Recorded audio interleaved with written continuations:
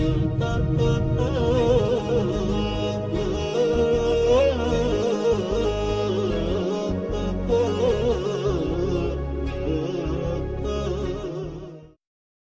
بالله من الشيطان الرجيم بسم الله الرحمن الرحيم وصلى الله وسلم بارك على سيدنا محمد وعلى آله وأصحابه أجمعين. Dans cet épisode, nous allons entrer sans trop détailler dans les batailles, les premières batailles, les grandes batailles que connaîtront les musulmans pour défendre leur petite communauté, pour défendre le message de l'islam et surtout la liberté de pouvoir le transmettre. La première bataille que tout le monde connaît, c'est la bataille de Badr. Deuxième année de l'hégire, donc ça va venir très vite. Vous voyez que après cette insécurité que les musulmans ont instaurée dans les voyages des caravanes de commerce des Mécois, eh bien très rapidement les Mécois vont s'organiser. Une grande caravane d'Abu Sufyan va passer près de Médine, et donc c'est l'occasion de reprendre ce qui leur a été volé. Les musulmans se réunissent, mais une armée de la Mecque va se déplacer en entendant que les musulmans s'organisent. Donc vous voyez qu'il y a quand même des canaux de communication qui se font de la Mecque à Médine, des personnes qui transmettent des messages à la Mecque, d'autres qui transmettent des messages à Médine. Donc on a des musulmans cachés à la Mecque, et on a des hypocrites cachés à Médine. Donc c'est finalement une confrontation, sans entrer dans les détails, une confrontation qui va avoir lieu entre ces deux armées. Alors quand je dis deux armées, je parle de 300 personnes chez les musulmans et 900 personnes chez les Mécois. Donc vous voyez qu'on est quand même dans une situation très disproportionnée. Et pourtant, ils vont se rencontrer à Badr et les musulmans vont sortir victorieux de cette bataille. Subhanallah, c'est là que les Mécois vont se rendre compte de la détermination que les musulmans ont, la détermination qu'ils ont. Un nouveau type d'être humain est né, un être humain qui n'a plus peur de mourir pour ses idées, qui n'a plus peur de mourir pour sa foi. Donc, bien sûr, comme on le dit, dans un cadre qui reste très différent d'aujourd'hui, puisqu'à l'époque, une bataille, on se donnait rendez-vous. On ne faisait jamais une bataille dans une ville où l'on détruisait. Souvent, c'était un rendez-vous qui était donné dans une plaine, dans un espace. Il y avait une éthique, et à l'issue de la bataille, il y avait très peu de morts. Vous savez, lors de cette bataille, c'est soit une cinquantaine de morts, mais à l'issue des 30 années où l'islam s'est le plus propagé, vous verrez qu'on est à 200 ou 300 morts. On n'est pas, si mes souvenirs sont bons, mais de toute manière on va revenir à ces épisodes-là. On va arriver à ces épisodes-là pour vous dire que lorsqu'on a une révolution bolchevique en Russie, où il y a 15 millions de morts en l'espace de quelques nuits, eh bien vous voyez la différence. Et on est quand même à une autre, quand on parle de bataille, on est à un autre état d'esprit. C'est un bras de fer qui est mené entre deux armées pour permettre à une armée d'avoir le dessus et l'autorité sur l'autre. Et ici, l'autorité de l'islam, c'était de permettre de transmettre le message de l'islam, de permettre de libérer ces hommes de cette armée-là de leur chaîne. Leur chaîne soit liée à leurs lois injustes, soit liée aux différences sociales, etc. J'insiste sur cet aspect-là parce que certains font l'éloge des batailles pour conforter ou pour justifier des terreurs qui sont des actes terroristes qui sont faits aujourd'hui et souvent dans nos pays musulmans en plus. Vous savez, la majorité des gens qui meurent du terrorisme, un jour quelqu'un a fait cette remarque, cette réflexion, quelqu'un qui n'est pas musulman, les premières victimes du terrorisme sont les musulmans eux-mêmes. Donc après, les médias, à travers leur travail de fond, nous font croire que les terroristes sont musulmans et que les premiers touchés sont l'Occident, etc. Mais ce n'est pas du tout le cas. C'est vraiment dans les pays musulmans, malheureusement, que des actes innommables se font. Et donc, ces actes-là sont contraires à l'islam, sont contraires à l'esprit de l'islam. Ici, quand on parle de cette bataille, on parle vraiment d'un petit groupe, une petite communauté qui résiste face à l'intolérance à l'extérieur. Donc voilà cette bataille donc, qui sera au profit des musulmans. Et l'autre événement à citer durant cette bataille qui est important, c'est Al-Hubab ibn al-Mundhir qui s'adressera au prophète sallallahu alayhi wa sallam. Donc c'est quelqu'un qui a une expérience militaire et qui lui demande avant la bataille quelle est la raison de la place qu'il a choisie pour son armée. Au messager de Dieu, ce lieu de campement correspond-il à un choix divin duquel nous devons nous tenir, ou bien est-il gouverné par le stratagème, l'art de la guerre et la ruse? Le prophète sallallahu alayhi wa sallam lui répondra non, c'est pas un choix qui m'a été imposé par Dieu subhanahu wa ta'ala, c'est une proposition. Et donc cet homme de lui répondre, eh bien sache que si nous nous mettons devant les puits, ce sera une place bien plus stratégique, car nous couperons la voie de l'eau à nos ennemis, et nous pourrons disposer de ces puits.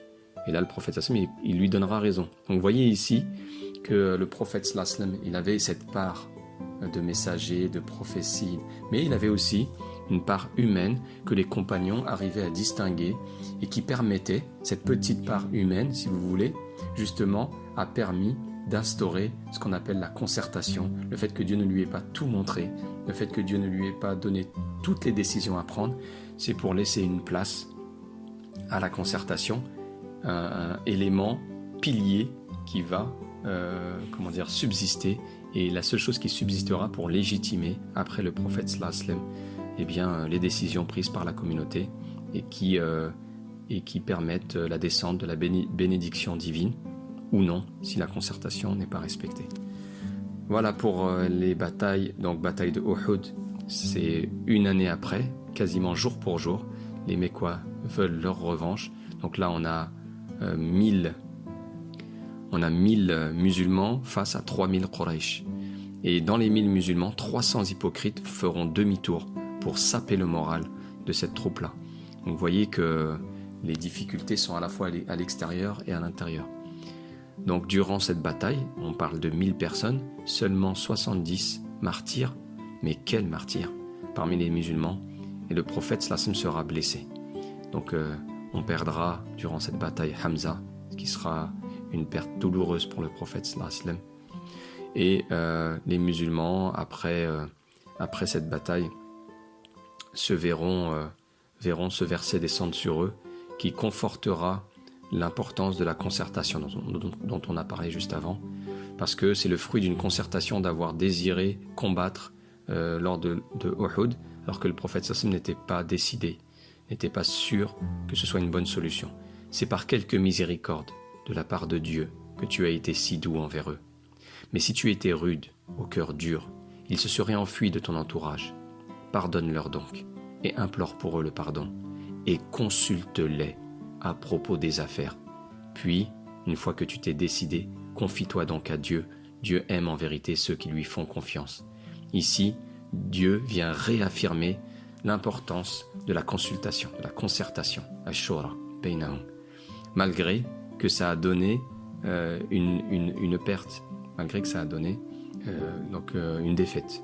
Donc ici, la défaite qui apparaît comme une défaite à l'extérieur, pour Dieu subhanahu wa ta'ala, c'est une occasion d'éducation. Alors, maintenant, nous entrons dans les complots à l'intérieur de la ville. Le traitement, donc il va y avoir un certain nombre de complots contre le prophète sallallahu alayhi wa sallam. Donc la charte de Médine stipule aux juifs leur religion et aux musulmans et leurs affranchis leur religion.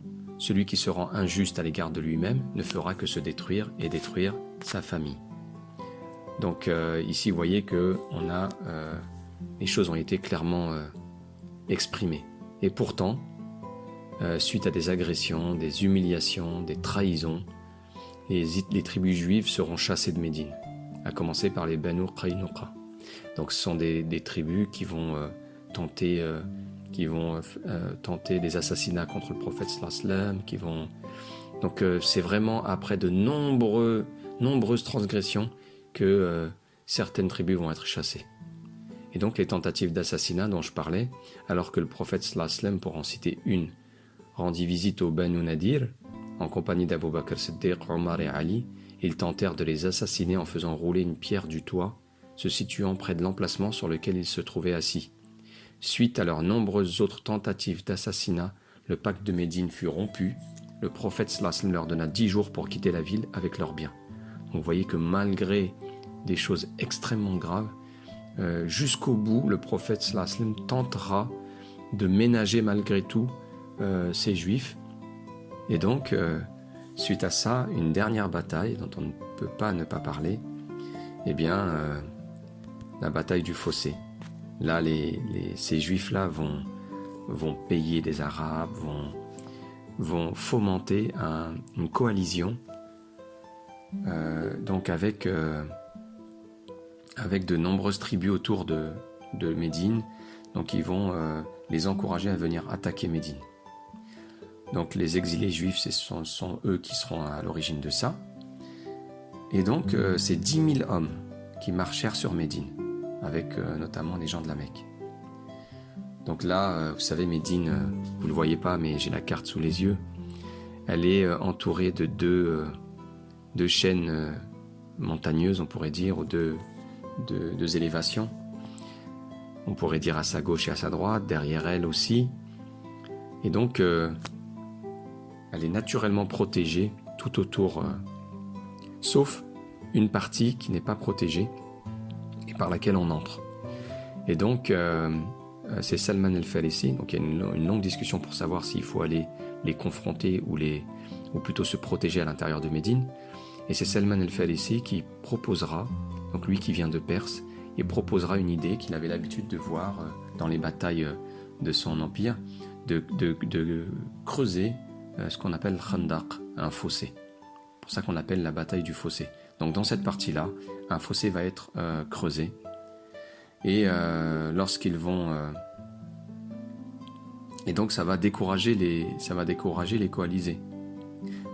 L'idée c'est de les décourager, et parce que ça va être un siège qui va être fait, mais qui va perdurer. Dieu va en même temps envoyer des vents, des tempêtes, et du coup ça va les décourager, et ils vont repartir. Ensuite à ça, un siège de la forteresse de Banu Quraïda va être fait. Donc ça, on doit en parler. Parce que c'est un événement qui est souvent utilisé, comme je le disais, par des personnes aujourd'hui pour présenter un visage noir de l'islam. Mais quand on le met dans son contexte, quand on voit comment finalement ces personnes-là, cette tribu-là a mis en danger,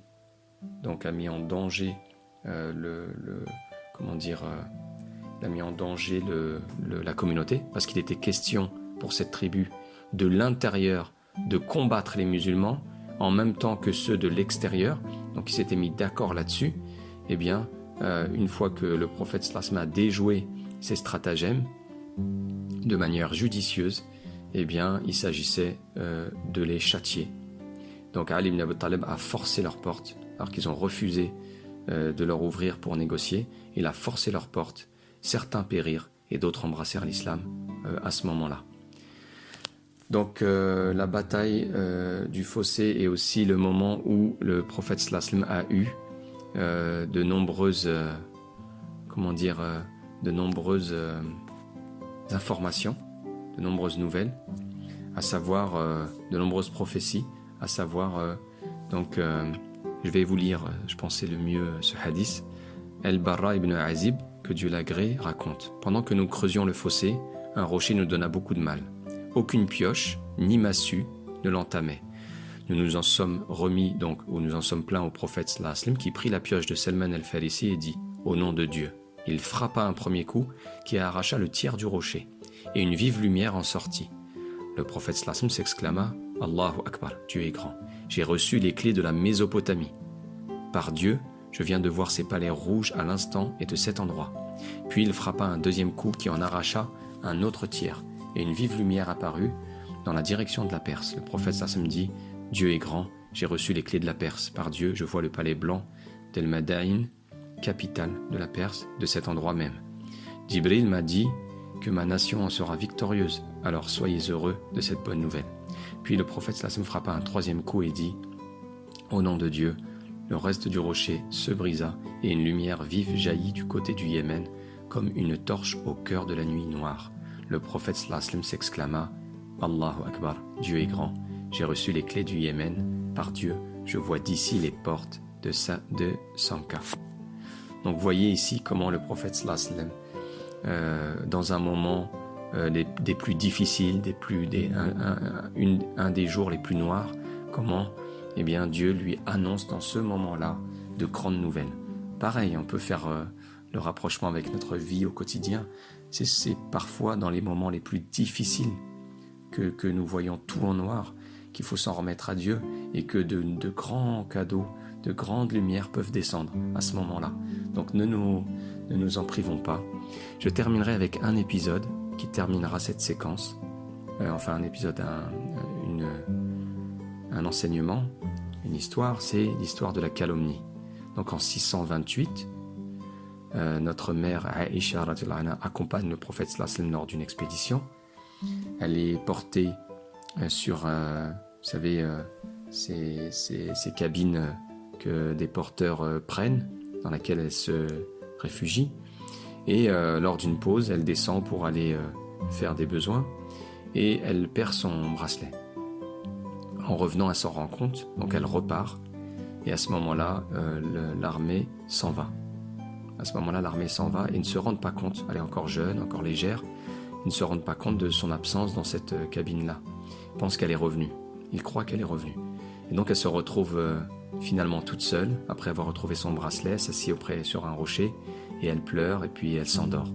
À ce moment-là, le compagnon qui est chargé de rester loin derrière, pour suivre et s'assurer qu'ils ne sont pas pourchassés par des ennemis, arrive devant cette femme allongée et il crie, il dit à haute voix « Inna lillahi wa inna ilayhi raji'un » Nous sommes à Dieu et à lui nous revenons. Une phrase que les croyants disent dans les moments d'épreuves, de plus grandes épreuves, la perte d'un proche. Alors là, il le dit pour la réveiller. Et là, lorsqu'elle se réveille, donc il la fait monter sur sa monture et ils rejoignent les croyants, ils rejoignent le prophète sallallahu alayhi wa sallam. Alors jusque-là, rien de particulier. C'est quelque chose qui peut arriver. C'est un événement où il n'y a aucun tort qui a été commis. Aïcha, jeune, part. C'est qu'on pourrait dire une mésentente des circonstances qui l'a fait arriver à là. Et qui parfois nous mettent dans des situations, nous aussi aujourd'hui, qui, vu de l'extérieur, peut être interprétée de multiples façons. Mais la situation en elle-même, on ne peut pas ne pas se retrouver dans cette situation. C'est un destin de Dieu que Dieu a voulu. Par contre, ce qui a fait la différence dans cet événement, et là où la communauté a fauté, et je dis bien la communauté parce que Dieu demande à tout le monde de demander pardon, eh bien, c'est qu'ils ont cédé à une rumeur, qu'ils ont propagée. Et une rumeur de calomnie. Vous savez la différence entre la calomnie et la médisance, c'est que la médisance, c'est quelque chose de mauvais, c'est quelque chose à proscrire. C'est le fait de dire du mal de quelqu'un, mais en disant la vérité. Oui, tu vois, elle est comme ceci, elle louche, il est gros, il est ceci, il est cela. Donc dire quelque chose que la personne n'aimerait pas entendre, et le dire sur son dos. Donc ça permet tout de suite de trancher. S'il était là, est-ce que tu dirais cette chose-là? Non. Donc c'est de la médisance. Mais là, la calomnie, c'est bien plus grave. La calomnie, c'est de mentir. C'est de dire une chose, c'est de prêter à une personne une chose qu'il n'a pas faite. Et là, eh bien, un des hypocrites va commencer à diffuser, à perfuser cette calomnie parmi les musulmans en leur disant mais c'est bizarre, c'est pas son mari, c'est pas son père, c'est qui est avec Aïcha. Donc il va commencer à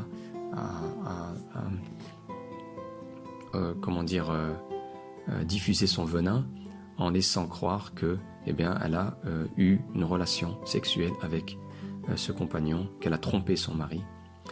Et donc, subhanallah, pendant plusieurs jours, ça va être le silence radio auprès de Dieu, subhanahu wa ta'ala, comme pour soumettre une fois de plus son prophète à une épreuve et renforcer ainsi sa sincérité, son lien avec lui.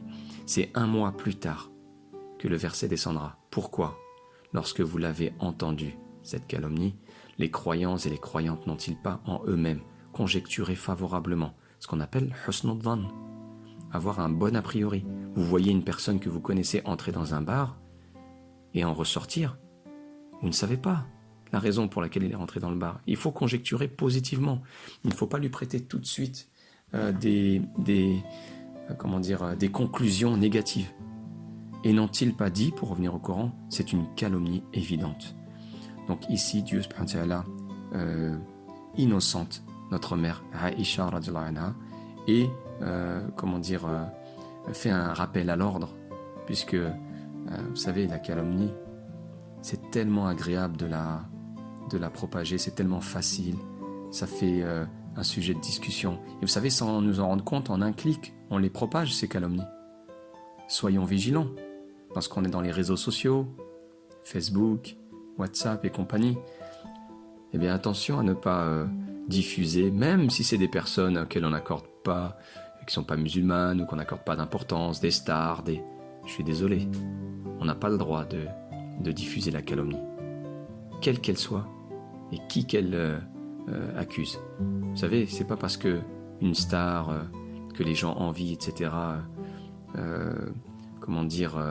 vit la vie qu'elle mène, c'est pas une raison pour la calomnier, sachant que ça reste un être humain et que beaucoup en souffrent. Beaucoup souffrent de ces calomnies-là. Personne ne mérite qu'on propage des mensonges à son sujet. Personne. Mais vraiment personne. Donc attention, et raison de plus, si c'est des proches ou des personnes qu'on connaît et pour lesquelles on propage, même si on n'est pas celui qui a inventé cette calomnie, mais si on la propage, on fait partie de ce réseau qui devra rendre des comptes le jour du jugement. Wassalamu alaikum wa rahmatullahi wa barakatuh.